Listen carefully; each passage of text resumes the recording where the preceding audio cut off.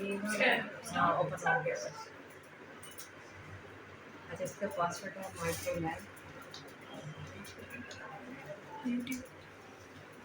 Micro lab. हाँ, फिर login.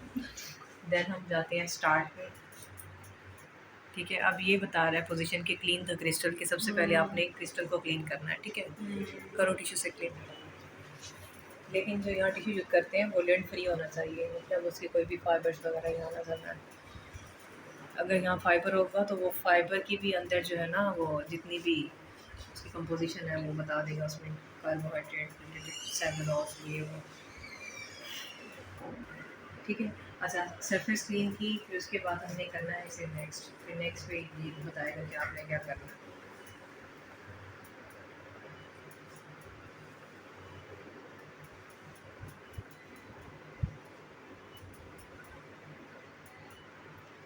Then वो कह रहा है कि प्लेस था सैंपल हेयर, यहाँ पर वो कह रहे हैं सैंपल रखो। ठीक है, अब हमने सैंपल रखा है, ये पूरा कवर हो गया, लेकिन अब हमें नहीं पता कि वो उसकी प्रॉपर साइज तक जा रहा है या नहीं लेंस में ना, तो थोड़ा सा ना इसे कट करके, ठीक है, लेंस पे प्लेस करना है। अच्छा, ये ना इसकी कैपेसिटी है इतनी, लेकिन हमें इसे ना आगे की तरफ लेके जाना होता है, तो वो इतना जोर भी नहीं देना कि लेंस डैमेज हो। ठीक है, आपने थोड़ा सा उसे ज़रा फोर्स देना है। ठीक है, ये कटक जब कटक की आवाज़ आ रही है इसका मतलब है सैंपल आपका फिक्स हो गया है। ठीक है, देन हम जाएंगे नेक्स्ट पे। अब यहाँ पर दिया हुआ है सैंपल आईडी कि आप कौन सा सैंपल यूज़ करें। इसको आपके पास बहुत सारे लीव सैंपल हैं। ठीक है, सपोज है आपका ये सैंपल 1 है। ठीक है, ये तीनों टाइप 1 है, तो यहाँ मैं कर दूँगी G1 के नाम से इसे सेव। ठीक है, सैंपल आईडी देनी होती है। सैंपल आईडी के बाद फिर हम जाएंगे इसे नेक्स्ट।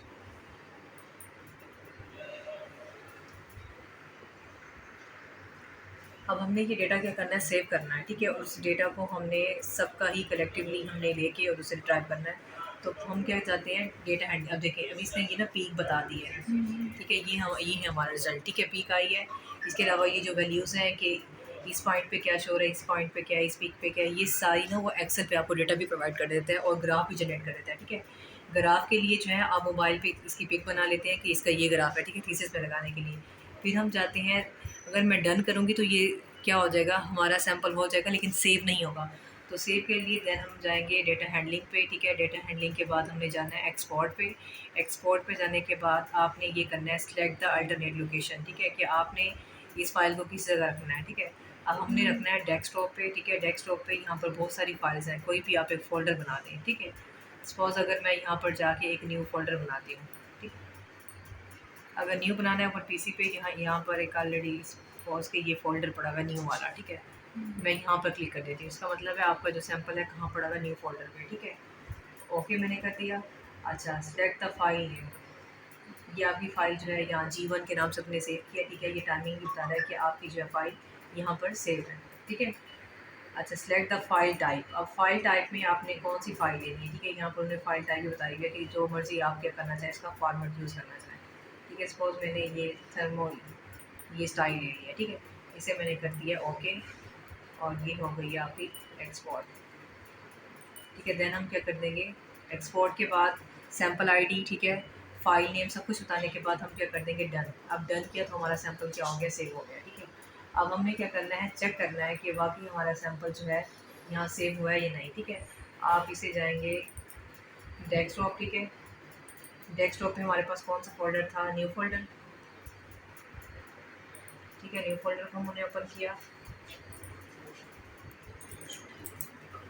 ठीक है, न्यू फोल्डर में हमने कौन सा सैंपल किया, G1। तो G1 के ये हमारा दिस फाइल इज ओपन। ठीक है, इसका फॉर्मेट चेंज कर देते हैं। अगर आप इसे करें ओपन दिस, ये यहाँ पर ना सैंपल आपका क्या हो गया, सेव हो गया। ठीक है, तो आपने क्या करना है, एक फ्लैश लगा के फोल्डर से क्या कर सकते हैं, ये ले सकते हैं। लेकिन यहाँ पर ना ये जो फाइल फॉर्मेट है इस डेस्कटॉप पे नहीं है। ठीक है, तो इसका फाइल फॉर्मेट हम क्या कर सकते हैं, चेंज भी कर सकते हैं। अगेन हमने क्या करना है, वैसे ही ये बताता रहेगा कि आपने सैंपल अपना ये हमने फॉर्मेट चेंज करके देखना है। ठीक है, तो ये था सेव के लिए कि जब आपने डेटा रिट्रीव करना है तो आप इस तरह से कर सकते हैं। पहले इसने क्या है, साफ करें। ठीक है, रजिस्टर को क्लीन किया। ठीक है,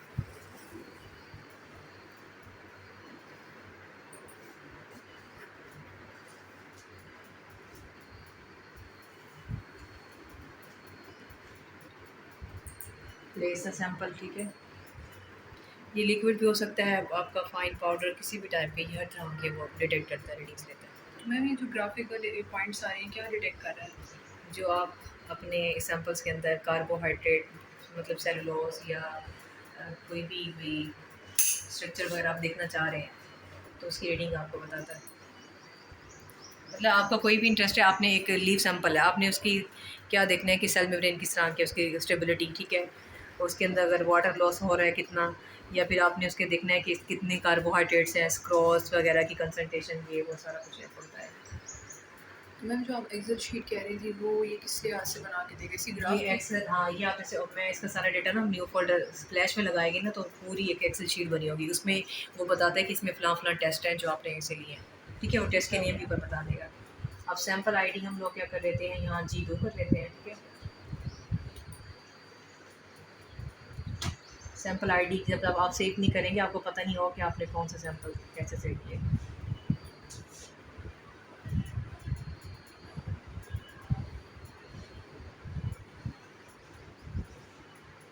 ठीक है, अगर आप डन करेंगे तो आपका जस्ट ग्राफ आएगा, ठीक है, उसमें एक्सेल का डेटा नहीं आएगा। तो हमें क्या करना होता है, इसे सेव करना होता है। डन करने से पहले हम जाएंगे डेटा हैंडलिंग पे, ठीक है, हम लोग एक्सपोर्ट पे जाएंगे।